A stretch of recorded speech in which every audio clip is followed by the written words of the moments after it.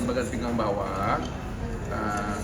Kan saya ceritanya begini, saya sebelum operasi di Singapura ya, saya di awal Juli saya sudah bolak-balik ke Medistra, termasuk ibu dokter Penny yang terawat. Terus saya akhirnya operasi saraf kejepit di rumah sakit di Singapura, di Marina,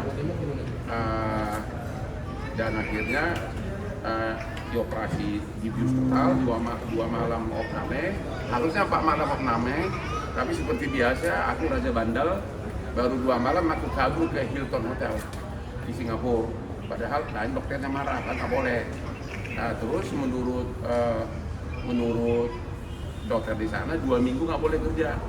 Anda tahu kan saya kerja 2 minggu ini, yang Anda tahu lah kasusnya kan. Ya akhirnya makin parah. Aku sangat khawatir, katanya kalau takut jadi lumpuh karena selama 2 bulan kan saraf gua itu ke kaki. Jadi kalau sarafnya ada apa-apa kan kakinya nggak bisa nendang lawan gitu loh. Operasi tanggal berapa waktu itu? Di sana udah operasi tanggal 9. Persis kasus teman kita itu lagi rame. Jadi pas itu besoknya aku ditelepon terus ada pulang. Nah jadi karena saya perlu painkiller karena masih sakit, tadi sama dokter Penny apa tadi dikasih itu? Halo Pak, Itu ya. ini udah mulai nih. Tadi kenapa ibu Nggak tekan sempat, buat kriya? nggak sempat lapor. Hah? Siap, terima kasih ya Pak. Ini sakit itu. Besok subuh saya akan terbang ke Singapura. Itu yang pertama. Jadi dokter sana sudah marah-marah. Kenapa kerja gitu loh, ya?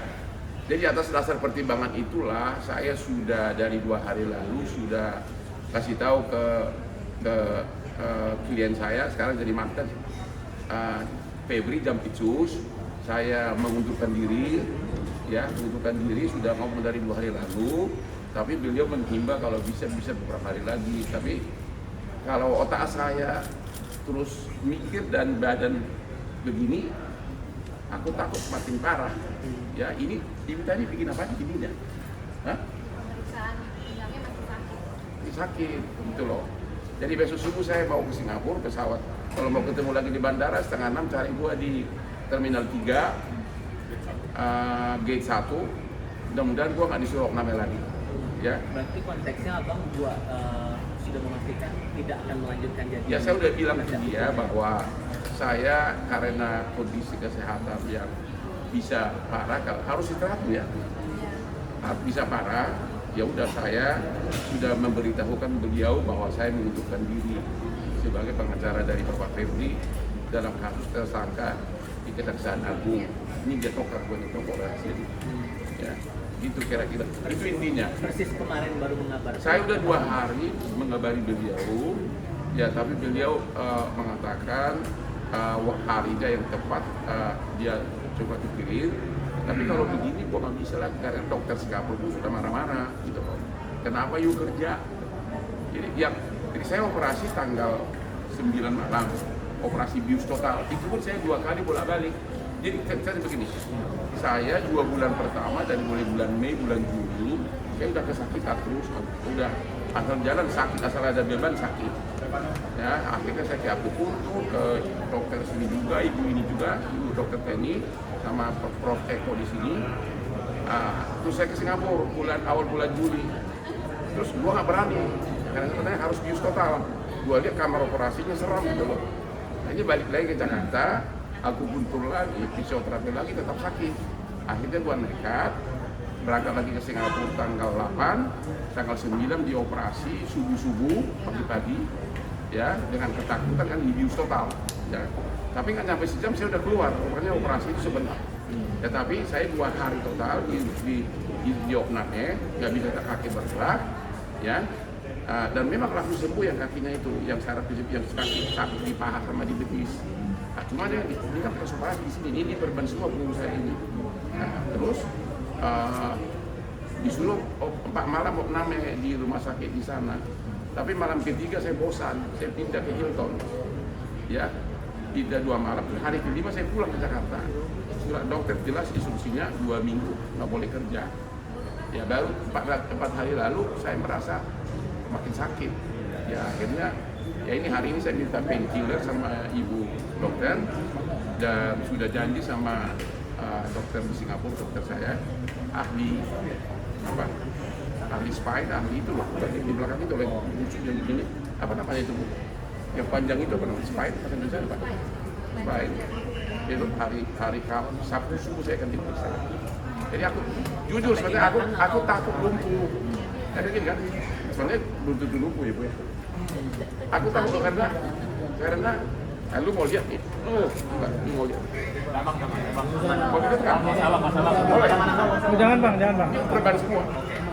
Oh iya, nanti kau jadi tergiur ya. Sampai ada tindakan operasi nggak yang ke Singapura itu atau Sudah operasi. Jadi saya sudah bulan Juli sudah kesakitan. Sudah bolak-balik ke sini Bu ya. Terus juga aku putus sampai ke dokter katanya jago bidik di hutan di Bogor. Yang di mana itu?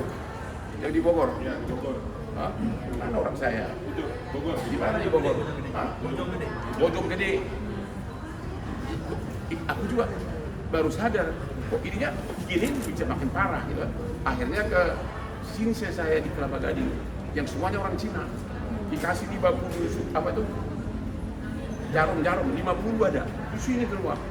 Aduh benar-benar sampai 2 kali. Baru saya sadar. Supaya yang kejepit di sini bukan apa di jarum. Saya ke Singapura. Lagi-lagi nggak berani takut dibius, nanti bius tetap takut mati. Kalau kebanyakan bius kan, akhirnya saya karena sudah gagal di Papua, akhirnya saya memberanikan diri tanggal 8 Juli saya ke Singapura, disiapkan semua, baru tanggal 9 pagi jam 7 saya dioperasi, ya operasi yaitu di sini, di mana di cut itunya daging yang keluar dari spine-nya itu dipotong, dibuang, masih saya kantongin malah itunya. Masih ada nggak? Dagingnya itu mana? Ya. Ya. Bang, Itu ada rezeki lo kalau dijual. Bang, keputusan mundurnya tidak ada alasan lain di luar dari kondisi kesehatan abang ya? Ya. Karena ramai banget kan di media sosial. Iya memang. Apalagi kurang apa lagi? Segini. Tadi saya juga nggak nyangka tadi ditekan sama ibu sakit banget ya. Jadi ibu yang tekan aku kan selama ini karena sakit itu sampai ke pantas semua. Ya saya sudah sadar saya membahayakan kesehatan ini dan di dagingnya. Ini dari musuh belakang diambil dari spine ya. Dan dipastikan kondisi kesehatannya. Ya iyalah. Dan juga kan hampir semua perkara bisnis kan saya yang gede bisa 100-an perkara gua. Aku sadar bahwa saya baru sadar uang itu ada artinya kalau memang kita nggak bisa nikmati. Ini yang kesekian kali. Efektif per hari ini berarti mundurnya Pak?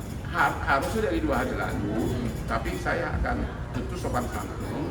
Saya harus tapi iya pun saya juga nggak bisa apa-apa karena saya kan di Singapura. Tapi saya sudah bilang dulu dari 2 hari lalu. Ya. Kira-kira itu. Respon Pak Febri gimana bang? Apa? Respon Pak Febri gimana bang? Apa? Kan ada pengacaranya Pak Farisi ada. Itu pensiunan jaksa itu. Tapi memang dulu pernah kerja sama gue juga, pernah ada buah saya. Dan ada tim lain. Kalau ada puluhan pengacara kan pasti nggak dipersoalin. Tapi kalau Hotman, ya aku kan walaupun sebagian kecil musuh gua, tapi kan saya milik masyarakat, sudah jutaan orang saya tolong gitu. Jadi bisa maklumi, nggak apa-apa. Dia sahabat saya juga maklumi. Ya. Bang, tapi di luar konteks atau tidak mau acaranya lagi, abang tetap yakin ya? Saya nggak mau ngomong substansi deh, jangan. Orang sakit masa ditanya substansi. Bang, soal pemeriksaan kemarin kan harusnya Pak Febri Apa? harusnya kan Pak Febri dipanggil kemarin, cuman kan absen karena alasan sakit. Saya nggak mau komentar lagi soal itu. Ya. Dan saya udah 2 hari lalu minta mundur, jadi saya nggak mau komentar. Saya belum dengar lagi. Bang, mumpung ada kesempatan ini Bang, di media sosial ini berseliweran berbagai isu termasuk apa-apa katanya tidak bayar pajak, kemudian abang 30 cabang Olimpik itu. Udah deh jangan ngomong gitu lah, udah lah. Lu post, udah deh jangan lah. Ini kan gua lagi sakit. Lu baca di postingan gua lah. Postingan gua kan buatan orang-orang kantor pajak malah yang itu fitnah banget itu. Lu dikaitkan ke orang sumpah mati tau gak? Sumpah demi Tuhan, gua baru pertama kali ketemu Pak Febri adalah pada saat penandatanganan surat kuasa. Jadi, udahlah, semua postingan juga ada. Jadi bilang pajak mana? Tanya kantor pajak, kantor Priok. Nggak pernah gua. Iya, nggak mungkin. Abang juga diadukan oleh perkumpulan wartawan online kemarin di Polda Metro Jaya itu atas dugaan penghinaan. Abang merasa aduan seperti itu gimana dari sini? Don't worry. Seandainya abang diminta Itu kan dari orang ke orang.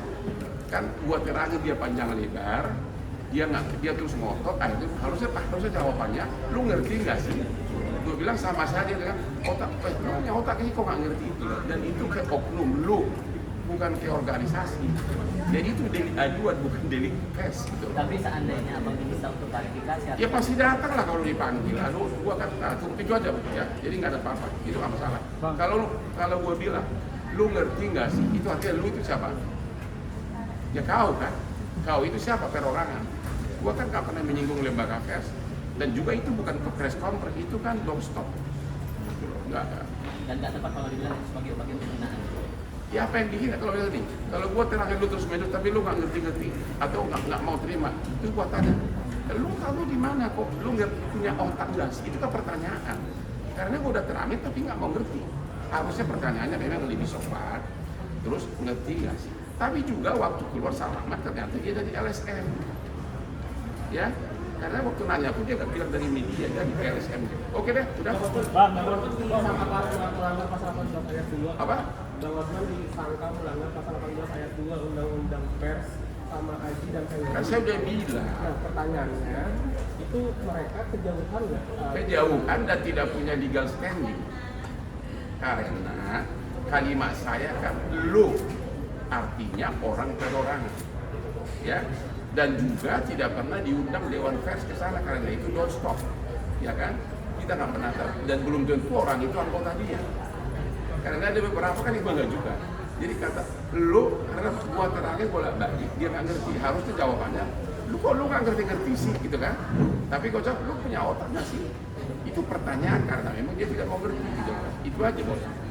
Jadi itu kita punya legal standing. Karena lu parti kamu, parti perorangan. Saya tidak pernah menyinggung lembaga pers. Itu loh hukumnya bos gitu. Kan kata-kata lu, ya kan? Dan dia adalah anggota sini. Kalaupun dia, saya kira saja dia anggota sini, kenapa yang ajukan lembaga lain? Argumen yang kedua dari PWI sama Haji yang Bang Osman itu disangkakan menghalangi profesi bukan Enggak menghalangi, kan ada dia. Kok dihalangi? menghalangi dalam mencari informasi ini Kan ada. kata mereka ya. Ya dengarin dulu, ada dia justru karena pertanyaannya ngaco. Jadi gue bilang, udah buat terangin kenapa lu masih tanya? Justru menghalangi, justru karena tidak terhalangi lah makanya. Orang dia ada, dia udah nungguin dari 4 jam. Kejauhan lah ya. Apa? Kejauhan tuduhan PWI. Dia maunya aku jawab yang rada-rada menyindir institusi. Makanya dipancing terus. Kalian wartawan itu kan suka aneh-aneh. Saya bilang saya udah jawab. Saya bilang saya tidak bisa jawab. Saya bilang. Jadi tapi ditanya terus. Saya bilang harusnya jawabannya. Lu ngerti nggak sih? Lu punya otak nggak sih? Terus kenapa lu nggak ngerti? Dan itu ke oknum perorangan. Dan juga tidak pernah di situ dibahas ada lembaga pers nggak ada. Karena itu kan doorstop. Dan yang hadir itu 2/3 adalah bukan wartawan. Ada Intel, ada yang SM, namanya juga kasus politik. Udah itu aja deh. Jadi udah selesai. Satu lagi bang, yang terakhir bang, kemarin kan ada kabar orang Udah deh, jangan lah, udah deh. Ini kan udah di kamu nanti. Udah. Itu ponakan abang. Janganlah bahas. Udah ya. Saya hanya mengumumkan bahwa kondisi usia Indonesia parah. Saya besok lagi akan berangkat ke Singapura dan saya sudah minta beliau saya mengundurkan diri, hanya itu aja. Oke, thank you. jangan diri ya. Mana perawatku?